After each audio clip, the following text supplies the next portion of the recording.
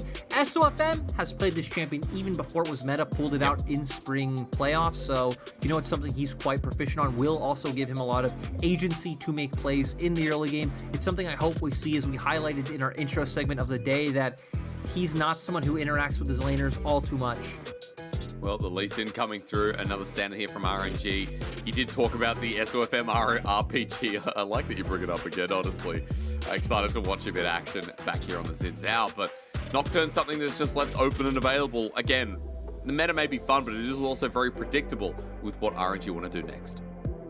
And if RNG do decide to lock this in, you already know where their soul laners are going, because Cryin has not shown an ability to play Lee Sin. Xiaohu has picked it up all 5 times that RNG have played it. Yep. So I expect this to be the soul laners coming out for the side of RNG. The flex pick towards jungle of either one of these champions is definitely always possible. Wei hasn't played either, but you would expect, as you know, a longtime jungler, he would be able to play either one. For Suning, we get the Gwen coming out in the top lane, probably a Karma for Angel in the mid lane, because when you see a Zhao on the board, that is typically where it's slotted, having that strong mid-jungle synergy, trying to enable your Zhao to fight for those Scuttle Crabs, look for invades into the enemy jungle, but we can never put it past On to bring that one down there. So probably all 3 of our top side locked in for both teams. Yeah, absolutely, especially since it's obvious with Cryin going back on the Nocturne. You already said Xiaohu's been the only one to play Lee Sin, so we'll assume that for now. And we're going to look at bottom lane, because for RNG already starting to ban away the LeBlanc. Let's look at what's available in the bottom lane. I mean, RNG like, no, we think that's going to be a support. But Suning are right on track for getting rid of some of the big meta AD carries. And again, Lyric, in game number 1, it was the Kai'Sa ban that Gala loves. I wouldn't be too surprised with this comp if Kai'Sa is something else Suning must ban away.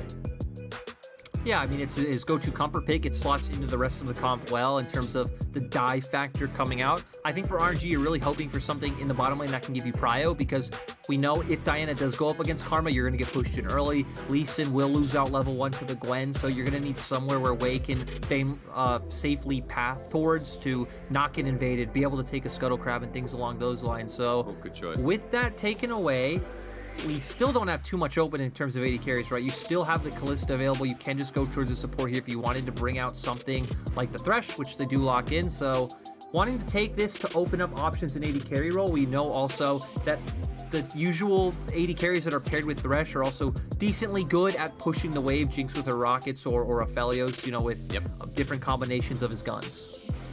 Now we get to find out, though, is, hey, man, you were spot on. Well done. Karma mid. Going to lock in exactly what you thought. And Aphelios, you mentioned, there you go for Gala. This will be Gala's first Aphelios game as well. So he's played a hell of a lot of AD carries this split, now moving the total up to 9. Lyric, walk me through.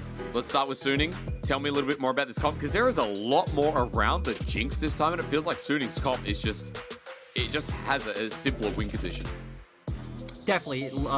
Starting from early on, right, I think you have more early lane prios in the side of RNG. Gwen should do fairly well from that level 1 point against the Lee Sin. You have Karma up against the Nocturne, so you should be working to enable your Zhao early on. He's going to be your strong point, looking for those early skirmishes. Would love to see an early invade come out, especially and punish Diana's weak early game phase.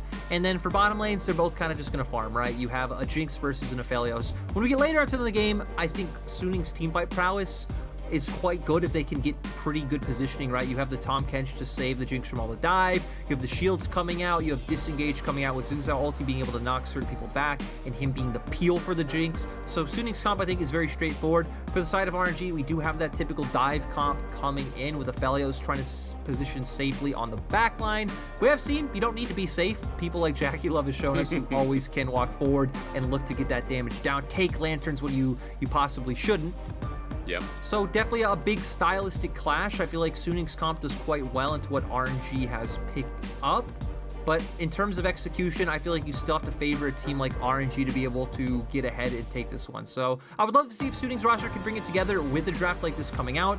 Angel has always been very comfortable on these types of Enchanter mid lane champions. I want to point out as well, if we're looking at Gala, definitely going to be the person to walk forward as we get into this one. Grasp Karma mid, Lyric. I know that's what's got your attention.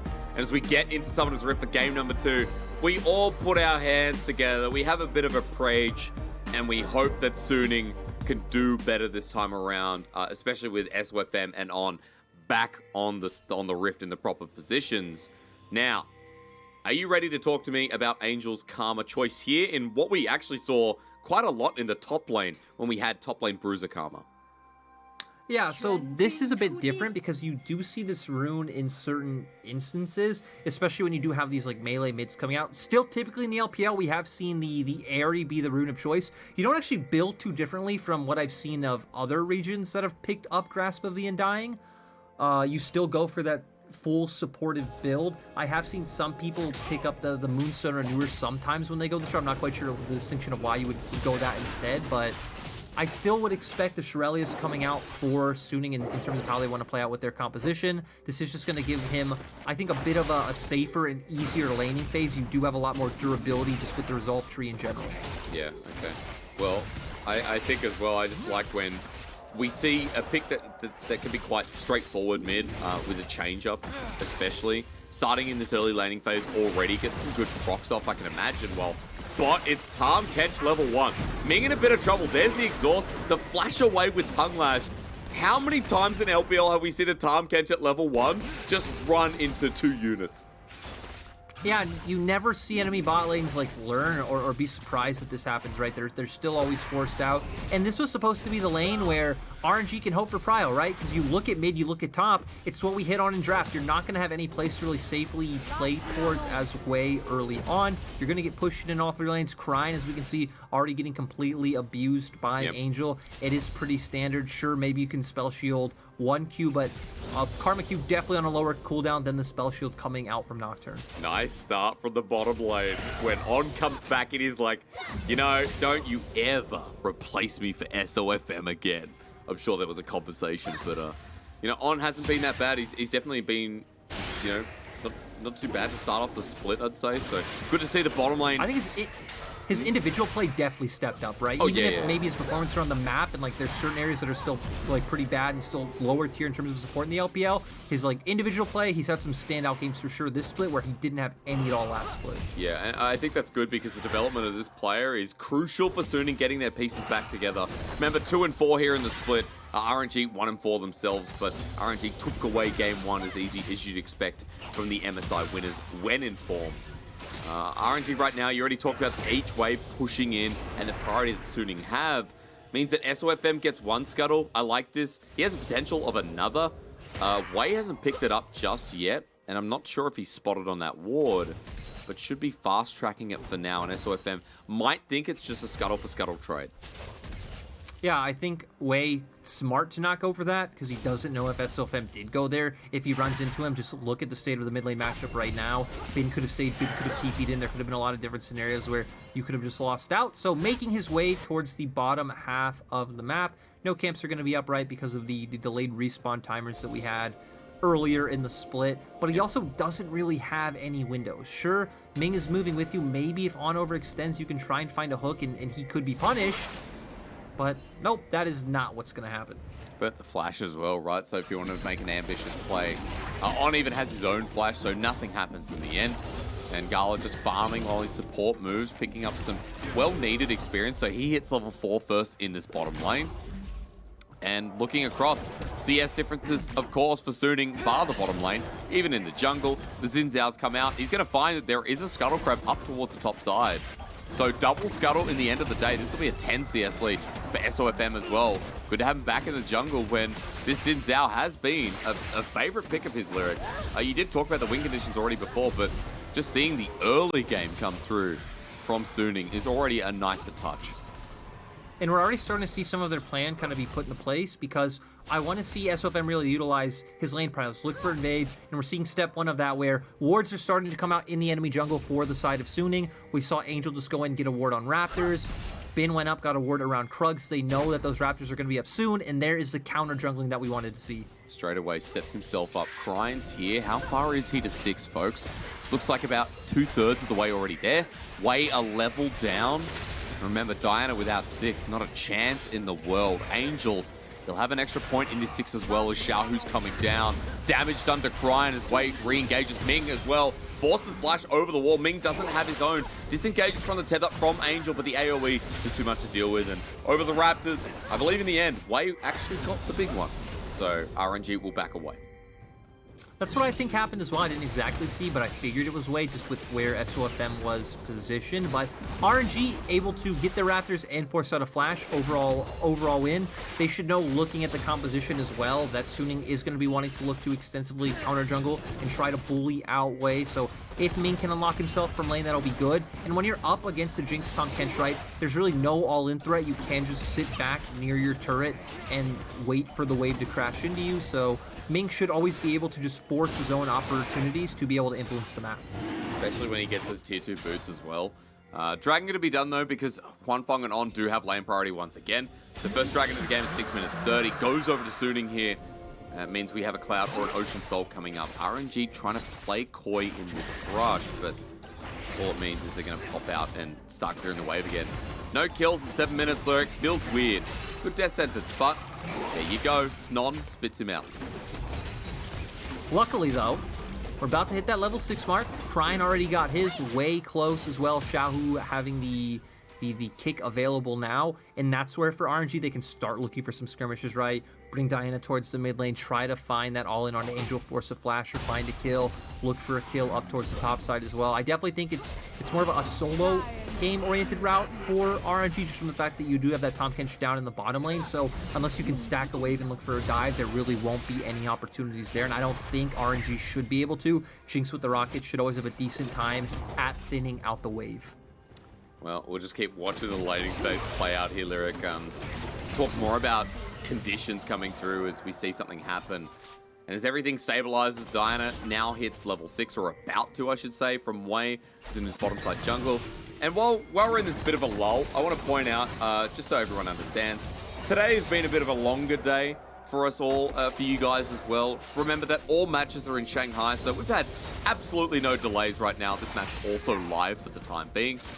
But that is because every team in Shanghai, remember that RNG no longer in Beijing, V5 are not playing in Shenzhen, Top Esports and EDG don't have their own arenas either, so yeah, we've had a day of full live, all in Shanghai, and that means we get interviews as well. It's kind of nice, you know, for an occasion, and for such a big day as this, having everyone play in Shanghai and no one missing out, no delays whatsoever, has just kind of been the cherry on the cake.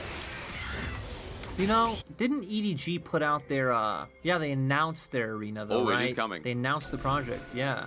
That's, I think it's supposed to be the biggest one. I know they even released the plans for it, so it did look really cool. You know, if anyone wants to check that out, I'm sure you can just pop that in the old Google, but EDG on their way to having their own arena at some point within the next few years, so that will be really cool. They do have like a little base right now that's set up in the shopping center, and they have their own little cafe, so yeah, it was really cool to go visit. We actually lived right next to it. We did. Yeah. We lived very close to it because it was very, very close to the studio in Shanghai. It's cool. Nice cafe is really good, and of course we're not, you know, endorsing someone's cafe, but we are in the same vein endorsing someone's cafe. It's very nice. SofM coming top. Maybe some action here, Lyric. We're all hoping. Ben's going to be walking in, Wei and Xiaohu into the brush. Little bit sus as they come on out, but SofM doesn't react to it. He just gets hit down. Moonfall as well damaged.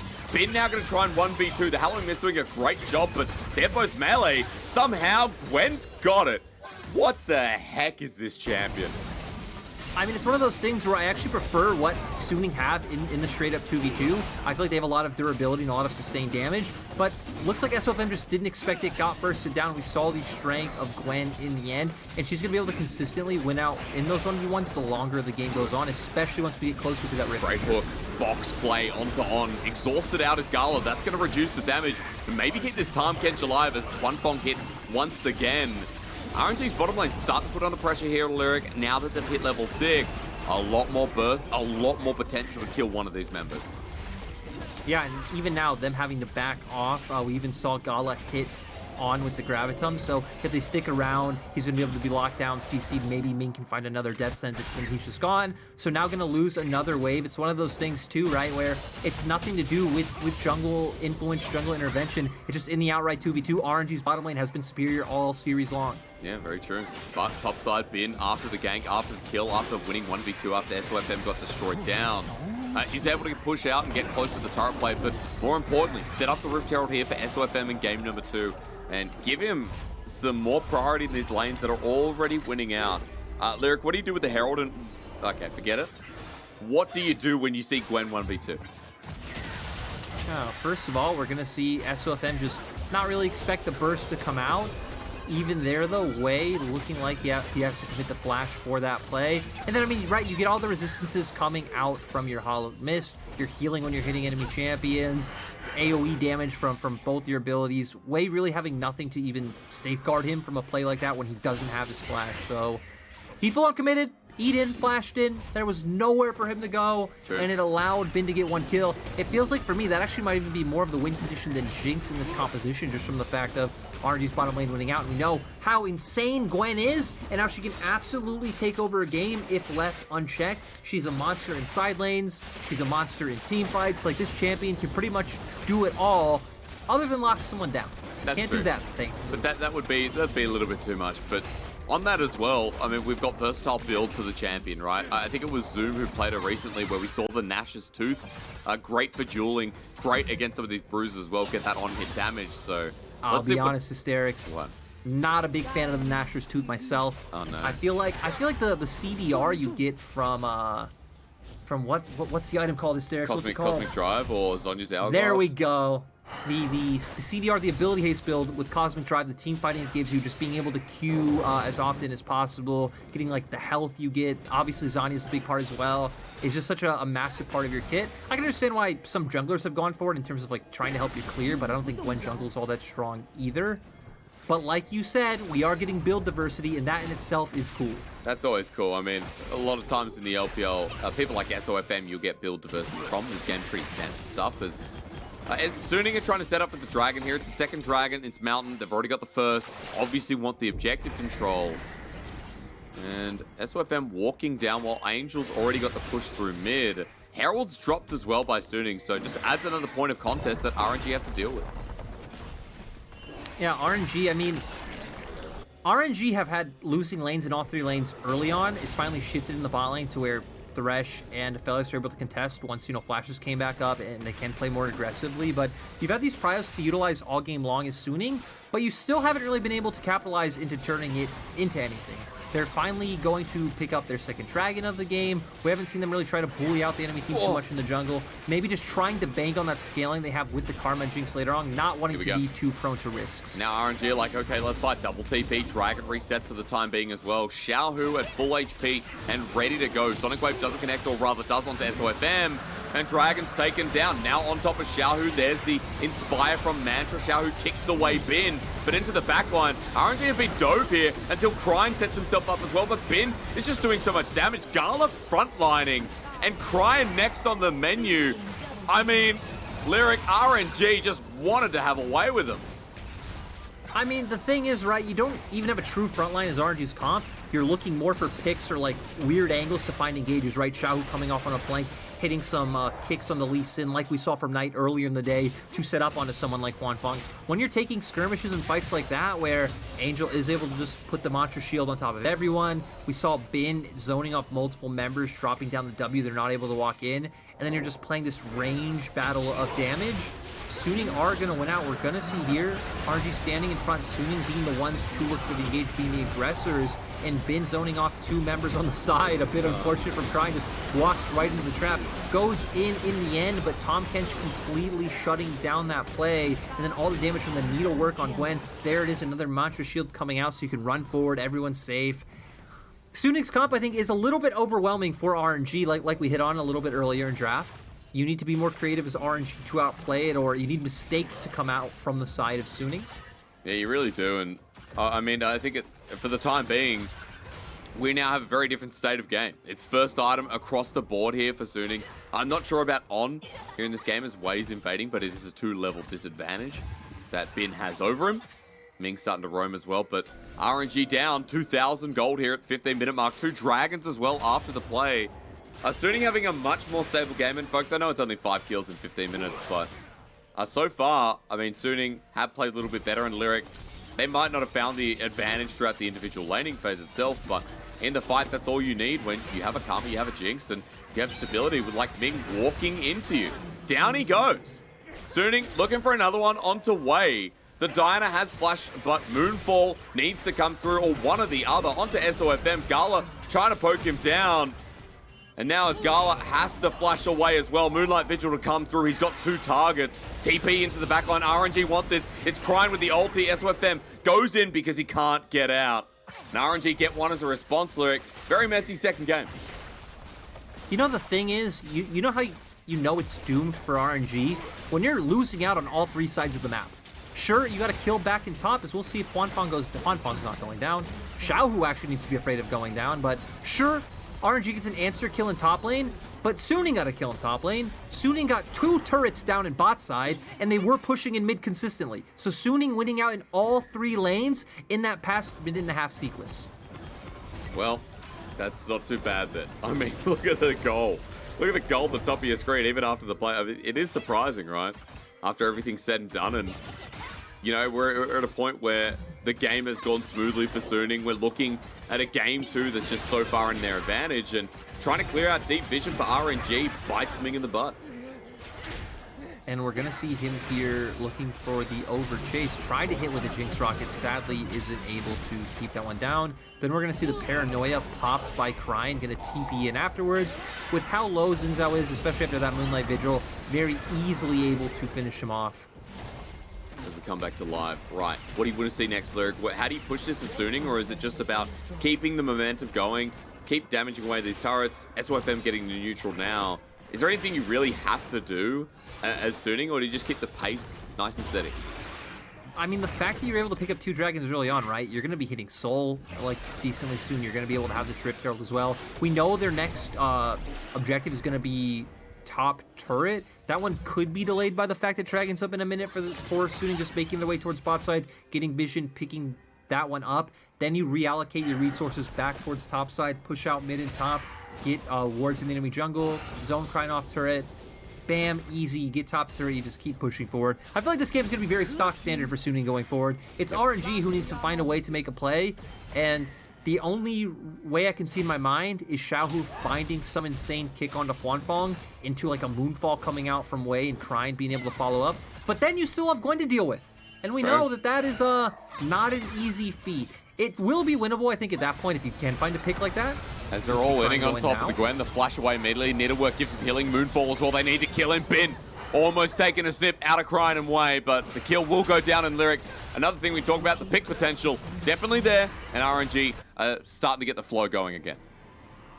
Yeah, RNG, always going to be one of the teams that actually utilize side lane plays. There's so many games where we talk about, yeah, this team right now wants to look for picks and sides. They have like this global or this tool, and then you really don't see teams in LPL do it, preferring to try and get tempo earlier for a Drake, or even teams that are losing maybe preferring to like steal camps or things along those lines. But nice to see RNG actually come out with this play. This was something we saw a ton of at MSI. They know they can't contest the Drake, but at least going to even that gold lead out a little bit. I was going to say it's a gold play, right? Where you're like, okay, next fight we have to fight Suning around this dragon, but even then, it's a Cloud Soul. You're not too worried as RNG caught out. It's just Cryin though. Wei already went back. They know he's in there. They know. And Bin's played with the wave. Wait. Oh my god. They don't know. Oh my god, no. Karma hit, but remember, it's not support Karma, so you don't get the gold value out of the shard. So you're thinking, it just hit max range instead. Oh no. Well, now we're going to see RNG just trying to get spotlight turret. Suning are all collapsing though, so Xiaohu does have to be careful. All right, kick comes through. Sonic Wave is there, not going to follow through. Now in a bit of trouble. Angel's already been kicked back, trying to kill the Karma, but he's going to heal up. The shield there as well. Bin joining in. And Xiaohu, he's just been ganked by everyone. Even On shows up to join the party. On just being there for the moral support. Doesn't matter if you make that play right. Baron might be up, but RNG having no hopes of looking for any kind of cheeky Baron, as we're going to get a replay. And yeah, not being revealed. They don't know he's there. The other thing is, wouldn't you get Grasp as well from Angel? I feel like no. you would. You would? From Q, no way. From RQ, okay. I thought you get yourself a stack. Anyway. Just a lot of questions, Luke. Just a lot of questions. The fact that he got away was huge. Let's not forget that Xiaohu did die in real time as well.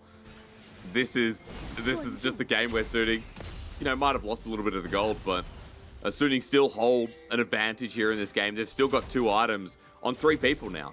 Bin may die and give over the bounty, but that's still a Nash's Tooth on the Gwen. A Renan's Hurricane as well. And it kept that Future Fire. So, okay. Well, 2 items strong. And I hope we see a fight, Lyric. I'm going to be honest, dude. I'm standing here and I'm like, you know that meme where it's like, hey, mum, can we get Sooning? And she's like, we have Sooning at home. And then Sooning at home is this. It's like watching this series. In comparison to Top Esports EDG, I feel like this is a struggle, Lyric. I don't know about you. I do want to be fair. I actually want to see something different from you. I don't want to see fights. What I want to see is RNG win games like they did at MSI. Go for like crazy backdoor plays where you have to ignore fights completely. You have like certain people trying to distract Sooning, but hey, we're getting what you want. Ming's flashing. Dark Passage. I ask it, apparently shall receive. Wade gets into the background. Look at this! The access from RNG! Angel will give the shield up, but Gala's still untouched. Gravitum as well. A Flay that's gorgeous. Ming is just so good if he has a hook in his hand. We said the only way that RNG win fights is if they find a flank or an angle that gets them onto Huanfeng. There realistically shouldn't be one with how Sooning's composition plays out, but like you said, Ming and RNG outplaying that so well. They're going to be able to get on Baron, and now it's all up to Bin. You have a 3v5, it's Gwen and 2 supports. But another hook comes through from Xiaohu. The Flay's in the middle of the Hallowing Mist, but RNG turn their attention onto On. Gala getting snipped away, someone has to help him. He flashes away, but Bin is still relatively untouched until everyone turns in the end. Oh! But Needlework, oh my god! This champion, Bin, makes it look even more broken. Bin making Mr. 200 years like shut up because Gwen absolutely outdoing anything Aphelios can hope to do. That was just disgusting. Like, I don't know what we just watched on our screens, but that Gwen damage is something else. He had 2 supports right alongside him, so killing him was going to be quite hard. RNG thinking they found the moment where they can all in, but hey, you found the picks onto the AD carry. We said Gwen would be the next thing you have to worry about. Now Sooning out of nowhere have a Baron. Yep, Sooning have a Baron. RNG won the fight before, but Sooning are like, let's elevate it another level. 5,000 gold lead, 23 minutes. Lyric, they have a solid 45 seconds as well. I'm so glad this game has pepped up because we were dragging along. It was slow, but no more. Sooning with the Baron, the game overflowing, and we get to look at a pro view of Bin going snip, snip in a very cute fashion. Yeah, gets the full stack Q off in the beginning. Already starts with his ultimate. Really nice by him just continuously stacking it up to 4 stacks before he looks for it. We've seen so many Gwens ignore it and just not get off that maximum damage. And then the last hit of the ultimate just able to absolutely wipe everyone. I know he's ahead. I know he's got 2 items, but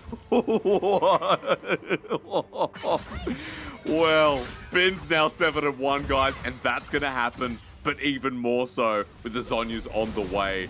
Angels diving deep, or rather just in deep territory, while Dragon's being picked up. Cloud Soul, Baron, and Sooning have everything in the palm of their hands now. Yeah, I mean, to where we thought RNG made the hero play, we thought RNG brought it back with Ming setting everything up. They actually just made the hero play for Sooning. They gave themselves, the fans and all of us, false confidence of like, hey, look, RNG are going to bring this back. Things aren't too bad. They can not only win like in game 1 where they're ahead and it's dominant, they can come back from behind. Things are looking quite dire. You still have potential to try to find a follow-up play on Huanfeng like you did last time around because he doesn't have any summoner spells. But at this point, Bin did just pick up that Zhonya's Hourglass we were talking about, and it feels even more dire of being able to take out a full Sooning team anytime soon, as Gala is just getting absolutely wrecked by all this poke coming out from Sooning. Yeah, I mean, it was Huanfeng's damage there that we didn't get to see. Way on a flank, spotted out by a pretty deep ward. He's just on the run. Meanwhile, Sooning are just going to keep pushing mid. Their 2v2 is stronger at the moment, absolutely, unless Ming is able to find a god tier hook. Xiaohu's now joined in because no one wants to go near Bin, who has 3 items and is taking down turrets like no tomorrow. And this is really nice to see from Bin because I feel like Bin has had a very, like, he's struggled a lot this split, but it's nice to see Sooning build a composition that is literally like, hey, our 2 best players are going to carry us. The other 3 of us, it's just all about enabling them. That's what they've done. 2-1, 7-1 respectively on those set carries. Sooning approaching a game number 3 that's kind of just blown up out of nowhere after one single fight. RNG hoping for those angles you talked about with Cryin, with Xiaohu, Wei. But in the blink of an eye, an inhibitor goes down. Bin sitting up topside with Baron that's going to expire in 3 seconds. But that's a 4,500 Baron power play. You've done your job as Suning. And you've got a Cloud Soul as well. You've got Elder in 4 minutes time. Everything coming up Millhouse to bring us to a third game in the series. Yeah, and I hope to see Suning, you know, get off their recalls, come back on the map, and look to like push their advantage, maybe push down in the bottom side or top, whichever one right now, because there's no objective that's close to spawning, right? So I'd love to see Suning try and look for an end before one of those neutrals come up. Sure, Suning should have the way of making sure that Wei can't get into a pit if he wants to. You should be able to choke out Vision in the enemy jungle and just zone them off. But it would be so sad if this game did come down to like a crazy 50-50 spite where Wei can find his way maybe into like an Elder Dragon pit and steal that one away. With how strong Suning are right now, you feel like they can definitely push their advantage further and look to siege down against RNG's base and maybe try to force a fight out while Bin split pushing in another lane. Because he's going to be, again, uncontested here. Rod, needlessly large Rod, actually just picked up. Huanfeng, 3.5 items as well, by the way. He's just been pushing mid against Gala. Huanfeng has 310 CS at 27 minutes. Like, that is not doing be Rise hack worthy, but is pretty close. Doing it exceptionally so far. He's a player that a lot of us have still rated quite highly, despite the poor performance coming out from Suning. It just feels one of those like circumstances. We also know On not one of the best supports in the league. But On this time around, give him the Tahm Kench. He did his job. He did have some very good devours in team fights. I just love seeing LPL players get the maximum value out of Tahm Kench before he will be different next patch. So yeah, you know, use him now, guys, because this will be the only chance you get. And hey, heads up for anyone in the audience, because I know there's people there. We go to 11:13 on the 7th. So what is today? Today is the 4th. So 3 days time, LPL will be jumping onto 11:13. We'll confirm that next week as well for you. But yeah, looking forward to it. The change is going to be fun. Like, we waited a while to get onto 11-12, but okay, Suning just want to go forward. Ming back to the corner. Wei just getting hit by rockets. Look at the movement speed. Zap and Huanfeng ultis, golden in the nick of time. But they just want this to come to an end. Yeah, and that's good. You know, let's see a dominant, decisive win come out from Suning. Then we get on to Game 3 for the absolute banger of the night, as I'm sure it will be a complete reverse of these two very dominant games for both teams. Just makes sense, right? Game 1, RNG kind of stomped. Game 2, these winning lanes drafted by Suning. This very strong and I'd say very hard for a dive composition like RNG's to deal with. Game 3, we're just going to get an absolute scrap. It's going to be like you're rewatching Fight Club. Yeah. Except we won't talk about it at all. Look at Suning, just backing off. Baron's up. Elder's up in a minute. And they have their choice of the litter. But look at Xiaohu. Look at this deep flank. Trying to bring it back. Who's he going to go on to? Kick away! He's got him, but Tahm Kench flashed with him on, saving the day, but he should be dropping. Grey health comes up. They need to burn through him. Xiaohu's still alive. There's the Moonlight Vigil. The Moonfall as well. Has Xiaohu done it? Nah, Bin exists. Nah, it's over. It's over. I'm not even going to team fight this anymore. Bin's got it. Forget it. Pentakill, probably. It's Gwen. You're up, Lyric. Yeah, okay. Well, Bin is chasing down Gala. Gala's getting away. Oh, no, he's not. Bin's going in. Autos are coming out into the snip. He's dead. And that was the extent of my call. And yeah, now I think this is just over for the side of RNG. It looked hopeful, but I mean, even if Jinx dies, it does not matter. Bin is actually the one who's incredibly strong on the side of Suning. You just have so much AoE. You could literally 1v5 the team fight. And yeah, Hysterics, it is actually over in a dominant Game 2 victory. Suning, bring us to Game 3. That was Pog. Well done. Good finish, Lyric. I'll be the color caster, and I'll tell you one thing. Bin was fed, and Huanfeng was fed, and Suning in that fight, they got fed off that. And then RNG, it props to Xiaohu in all seriousness. That was a cool flank. And that made it look close, but then Bin came in, and then it wasn't close. So, there's your analysis. That was... Right, so early on, you have winning lanes across the board for the side of Suning. I think the only one that is back and forth should be that bottom lane where if you don't find an all-in from that Tahm Kench at that like cheeky level 1 angle, Thresh and Aphelios should be able to win out, but Jinx should be able to neutralize a little bit with the rockets. Point is, Sunni have more lane pryos they can deal with. We saw the counter jungling coming out. We saw that they're able to utilize that to get neutral objectives for pretty much free. And then once you start getting into the skirmishes, it becomes very hard for RNG to ever fight in a front-to-back setup. Sunni should just be able to out-sustain that with the amount of shields they have. They have longer range, so they'll be able to whittle down RNG first. And RNG's only hope is to find those sort of flanks and kicks that Xiaohu eventually did start finding. It feels like the problem is RNG realized that too late. They'd already fallen a few K gold behind. And then they go for that Baron play when RNG finally pull it off, but you're up against the Gwen, you're all in this little choke, you're all about half HP, and yeah, Bin just showed us why at some point we probably won't see this champion anymore. Yeah, but that is not today. That is not today. Definitely isn't. We you know, had a bit of fun that game, and in all seriousness, like, we did see that one fight, and a couple of fights were exciting, but you know, it was a slow tempered game from Sunni. It was just building up their lanes, the advantages, the push that came through. You're right, RNG felt like they realized a little bit too late what they needed to do to bring that game back. But I think for Sunni, a structured game like that is a good look after what happened in game 1 when View and SofM, you know, entered the Rift at the same team at the same time. And it was just like, well, SofM as a support, not really ideal. This time, On had a good laning phase, On had a good game. SofM had a very good game on the Xin Zhao where he just controlled and got himself a jungle advantage. It just makes you question why Sunni went for it in the first place. Like, there must have been some scrim data to back it up, right? Maybe they were doing like decently well with viewing scrims, and that's why they wanted to try it out. But they come in, they don't get gapped in the bot lane this time around. They're actually able to be the ones winning out in a lot of these individual laning phases, and I think they drafted pretty smart this time around. They built a comp that deals well with what RNG put together, and they brought us to a game 3. The question is, can they do it again? Can RNG look back at what they drafted or their mistakes and be able to come out better? Because even though I think this was a dominant victory from Sunni, let's be clear that there were opportunities for RNG to win. Yeah.